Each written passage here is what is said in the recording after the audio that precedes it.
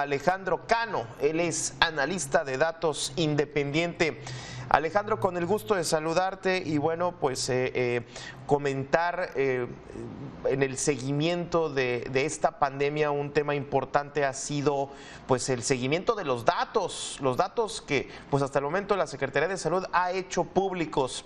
¿Cómo puedes hacer una especie de corte de caja, teniendo en cuenta que pues para muchos ya estamos frente a una quinta ola?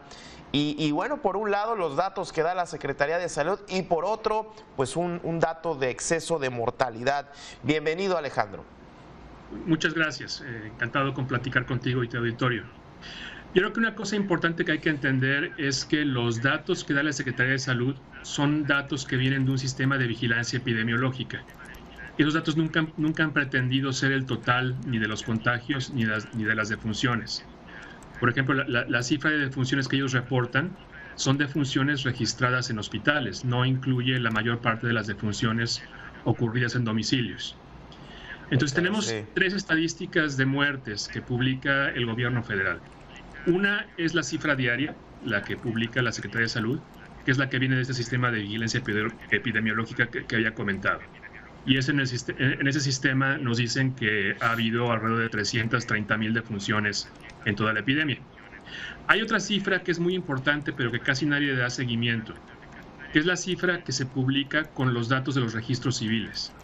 Y esto es el conteo de cuántas actas de defunción existen en las que aparece COVID-19 como la causa de muerte.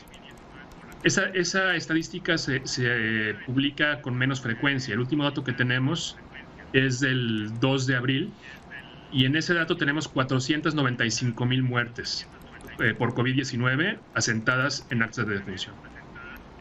Y la última cifra es la que tú mencionas, la del exceso de mortalidad, que esta viene de comparar cuántas defunciones totales ha habido por todas las causas desde que empezó la pandemia y compararla contra cuántas defunciones se hubieran esperado si hubieran continuado las tendencias de años anteriores. Y esta cifra, que es una estimación, en este momento también con corte al 2 de abril, nos da alrededor de 690,000 defunciones ocurridas directa o indirectamente a causa de la pandemia. Esta cifra, bien dices, siempre han estado públicas, bien lo comentas, y el gobierno federal ha sido muy reiterativo con esta cifra diaria, ¿no? Inclusive algunos datos que aparte son desfasados de días pasados, que se publican, inclusive en algunos momentos fueron muy llamativas, que se daban a conocer cifras impresionantes tanto de casos de contagio como lamentables defunciones. Siguiendo el análisis de datos, estas 690,000 defunciones, a mí me llama la atención que de pronto hay veces que queremos compararnos con otros países hablando de defunciones. ¿Está bien compararse con otros países que tengan quizás la misma cantidad de habitantes? ¿O qué te dice también esa parte, que de pronto nos situamos como el cuarto lugar en defunciones, luego el gobierno federal dice que estamos en el 12º, 13º, no estamos tan mal? Entonces de pronto, pues los datos, de pronto siento que le quieren dar una especie de narrativa oficial, ¿no, Alejandro? Sí, yo creo que la forma justa de comparar defunciones es compararlas por millón de habitantes. Para tomar en un país que tiene mucha gente tendrá más defunciones que un país con poca gente.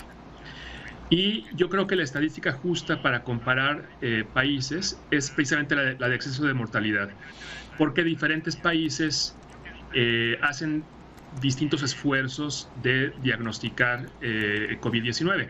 Hay países en que se hacen muchas pruebas y países como México que se hacen pocas pruebas. En cambio, la estadística de exceso de mortalidad, pues esa incluye mortalidad por todas las causas, independientemente de si se hizo o no se hizo prueba.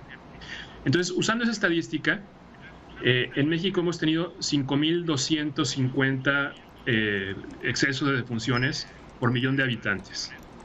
Que si nos queremos comparar con otros países similares al nuestro, digamos en Latinoamérica, es la segunda cifra más alta. El único país que tiene más exceso de mortalidad que nosotros por millón de habitantes es Perú, con 6,500. Y los otros dos países que se nos acercan son Bolivia y Cuba, con más o menos 4,800.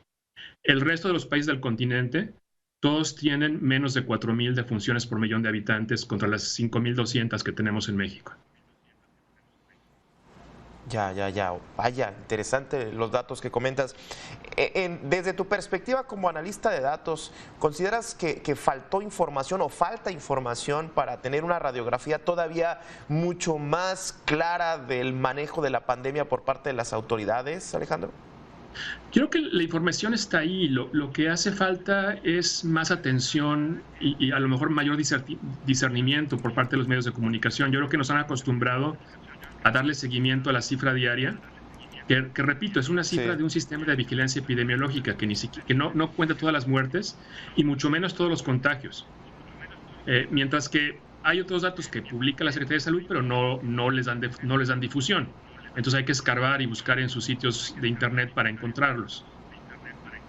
Por ejemplo, para darle seguimiento a esta quinta ola, la cifra a la que le doy atención es una cifra que ellos publican de casos activos estimados, que en este momento son alrededor de 65,000, pero tomando en cuenta que no son todos los casos. O sea, esa cifra yo la multiplico por 50 para tomar en cuenta que se hacen pocas pruebas, como que hay mucho retraso en la información. Y entonces si multiplicamos 65,000 por 50, pues nos da como 3 millones de casos activos. Y eso nos dice que en este momento una de cada 40 personas en México tiene infección activa y nos puede contagiar. Y eso hay que tomarlo en cuenta porque pues, es muy común en un día cualquiera entrar a un espacio donde pudiera haber más de 40 personas, llámese un autobús, una tienda, un banco, etcétera. Sí. Una reunión familiar, vaya, una reunión que estas se están dando los fines de semana ante este relajamiento de las medidas, ¿no, Alejandro? Sí, entonces hay que tomar en cuenta que en cualquier momento que estemos compartiendo aire con otras personas, sobre todo en un lugar mal ventilado, un espacio cerrado, pues tenemos el riesgo de respirar los virus de otras personas y que muchas personas que están contagiadas con COVID-19 no podemos distinguir a simple vista si están enfermos o no, porque a lo mejor no están tosiendo, no tienen fiebre, no están sudando. Entonces sí, o sea, hay que usar el cubrebocas bien ajustado a nariz y boca cada vez que entremos a un lugar concurrido. Y las reuniones con amigos, con familia, tratar de hacerlas al aire libre. O sea, en el jardín, en terrazas, en parques, en lugares que estén bien ventilados, para reducir el riesgo de estar respirando los virus de otras personas. Oye, Alejandro, la percepción que tenemos en esta quinta ola, que hay algunos especialistas que dicen que todavía no estamos en la quinta ola, pero bueno, independientemente de eso, ya para muchos sí lo estamos. Desde tu perspectiva, la percepción es que ya la gente no se está muriendo de COVID, sin embargo, sí se siguen registrando defunciones, no con la letalidad o la velocidad que estuvimos viendo. ¿Tú cómo estás registrando estos casos ya en esta quinta ola? Bueno, hablamos de la cuarta ola, ¿no? la que ocurrió entre enero y marzo. En esa cuarta ola nos dijeron que iba a haber muchos contagios, pero que no iba a haber ni hospitalizaciones ni muertes. Con los últimos datos publicados sabemos hoy que hubo un exceso de mortalidad de 40,000 personas en esa cuarta ola, ¿no? Y de esas 40,000, 32,000 personas en su acta de defunción dice que se murieron por COVID-19. Obviamente, 32,000 personas no es lo mismo que las 150,000, 200,000 de olas anteriores, pero siguen siendo muchas vidas y muchas muertes prevenibles. Las muertes de esta semana no vamos a saber cuántas fueron, sino hasta dentro de 4 o 5 meses, cuando acabe de hacerse la contabilización. Entonces no hay que confiarse porque en este momento las cifras retrasadas no estén indicando muertes, porque sigue habiendo riesgo. Por otro lado, también sabemos que la muerte no es el único posible desenlace de una infección de COVID-19. Hay lo que llaman el COVID largo, COVID persistente, donde pueden quedar secuelas graves, muy molestas, que nos hacen difícil la vida diaria durante muchos meses. Y digo, no le ocurre a todas las personas que se infectan, pero sí ocurre a muchas personas que se infectan. Entonces hay muchos motivos para no infectarse. Fíjate, interesante esto que comentas ya para cerrar, el hecho de que quizás, y la información a veces nos da cierta tranquilidad, cierta percepción de que, bueno, esto ya pasó, ya estamos cerrando, y bueno, bien comentas Bien comentas que esto pues no es así. Tú siguiendo ya para cerrar, siguiendo este análisis de datos, ¿a dónde enfocarías el análisis teniendo en cuenta que si tenemos la percepción de que esto ya terminó, pues me queda claro que esto es todavía todo lo contrario? ¿Hacia dónde enfocarías tu análisis, Alejandro? Hay un reporte diario de la Secretaría de Salud, ellos lo publican en su página de Twitter. Y ahí yo le daría seguimiento a esa estadística, la de casos activos estimados.